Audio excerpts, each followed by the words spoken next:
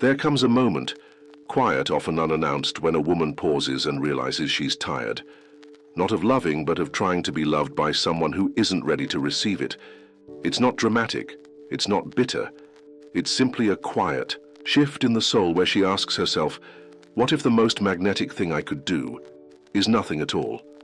If this has ever happened to you, if you've ever felt the weight of trying to be enough, to hold together something that kept slipping through your fingers, then I invite you to share that moment in the comments below.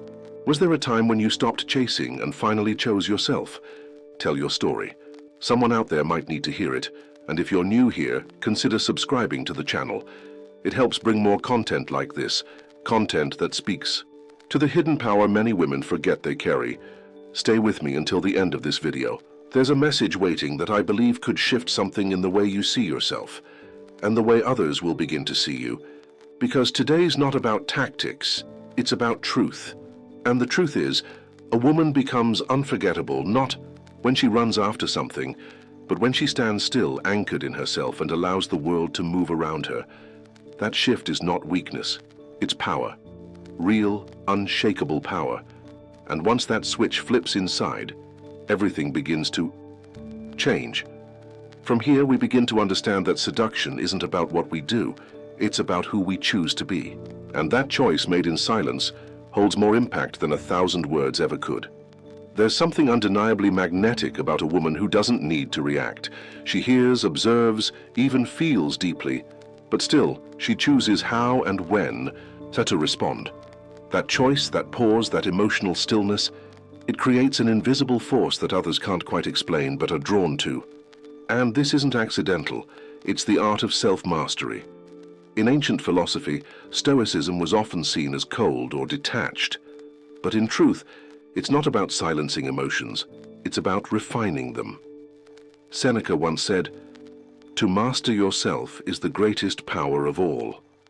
And when a woman applies that to her emotional world, something remarkable happens. She stops being predictable. She becomes presence. She becomes contrast in a world full of noise. Think of it. When a woman responds with calm instead of chaos, when she doesn't try to convince but simply speaks with certainty, she shifts the atmosphere. Her words carry weight not because they're loud, but because they come from clarity. This is the beginning of emotional magnetism.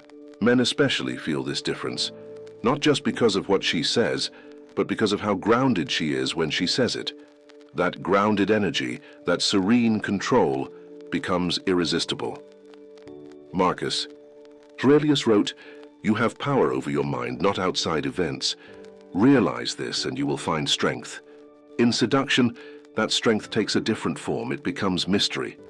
A quiet confidence that doesn't try to prove anything but changes everything. She no longer asks to be seen. She is seen. And without chasing, without trying, she begins to provoke something deeper in the people around her. And this emotional discipline is only just the beginning of her silent power. Seduction isn't always in what's said, it's in what's felt. In the space between words, in the silence before a glance, in the rhythm of a sentence spoken just a little slower than expected. This is emotional language, and when mastered, it becomes more powerful than appearance, charm, or even logic. Woman who understands this doesn't speak to impress, she speaks to awaken. She chooses her words like a poet. Not because she's trying to be mysterious, but because she knows that what is fully explained is rarely desired. Desire lives in ambiguity, in what isn't said, in the subtle invitation to feel something that cannot be clearly defined. Carl Jung wrote that the unconscious responds most strongly to symbols, to what is felt but not easily explained. And when a woman speaks with emotional clarity, using tone, timing, and presence as her tools, she becomes just that, a living symbol, a presence that lingers, a moment that echoes. Instead of saying, "I really like you," she might look into his eyes and softly say, "There's something about you I can't quite ignore." That phrase doesn't explain, it evokes. It opens a question inside him, not an answer. And that question stays. Men don't fall for women simply because they're beautiful. They fall because of how they feel when she's near them.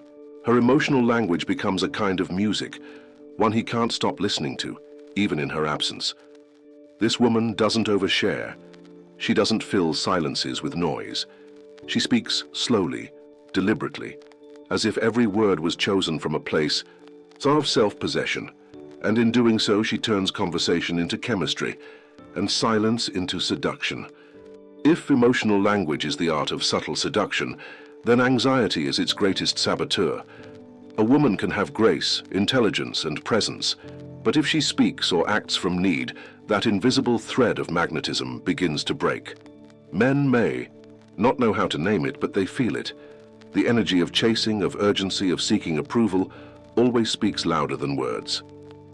One of the most common mistakes is trying to impress through constant effort, talking too much, sharing too, soon explaining every emotion in hopes of being understood. But understanding is not the seed of attraction. Mystery is. When a woman overexposes herself emotionally, when she tries to fill every silence or prove her worth, she unintentionally removes the space where desire grows. Another mistake is using powerful phrases without the emotional presence to back them up. Saying, "There's something about you that throws me off," without being centered or intentional, turns a potentially magnetic moment into empty performance. Words spoken from insecurity fall flat. They may sound poetic, but they don't resonate. And, perhaps the most subtle error, is confusing authenticity with emotional overflow. Vulnerability isn't about spilling everything. It's about choosing when and how to share what's real. A woman who leads with emotional chaos may earn sympathy, but not desire. Men aren't drawn to drama. They're drawn to contrast, to the woman who feels deeply but doesn't react impulsively, who pauses, who holds herself with quiet command. Silence, when intentional, creates curiosity, and curiosity fuels desire. If you speak just to fill a gap, he'll forget your words. But if you speak from your emotional center, with rhythm and restraint, he'll remember how it felt, and he'll come. Back not to your words, but to that feeling. Real seduction doesn't shout. It doesn't try to impress or overpower. It whispers. It lingers. It leaves room for the imagination. And that's why mystery, not drama, is the true birthplace of desire. In a world where oversharing is common and emotional exposure is instant, mystery becomes rare.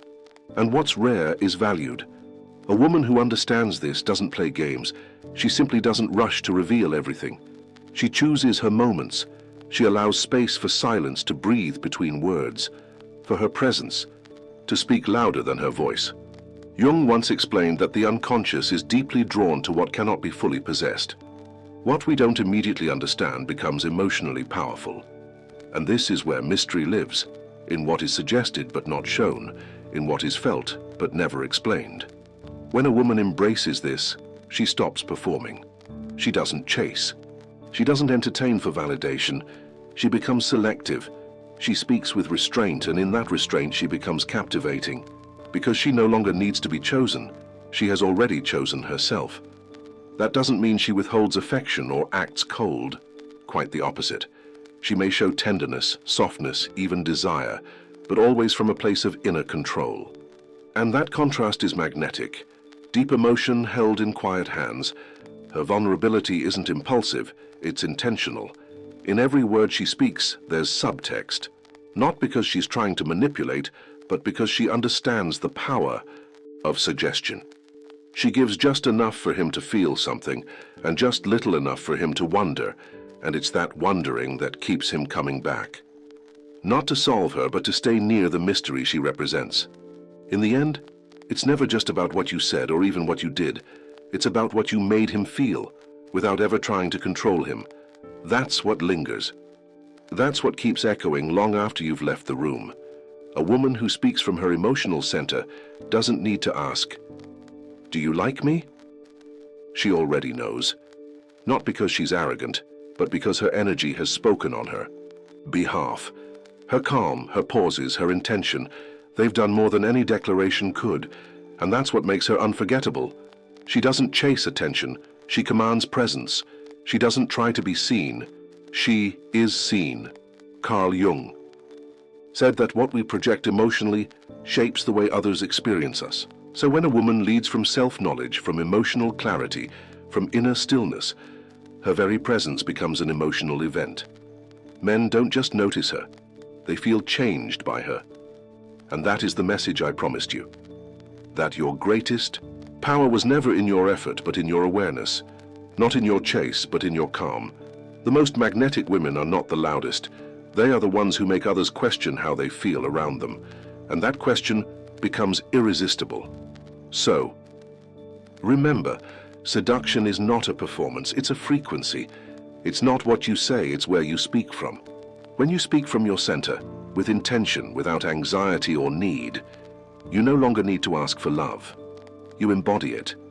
And what you embody, others will chase. If this message awakened something in you, subscribe now. Because this journey is just beginning.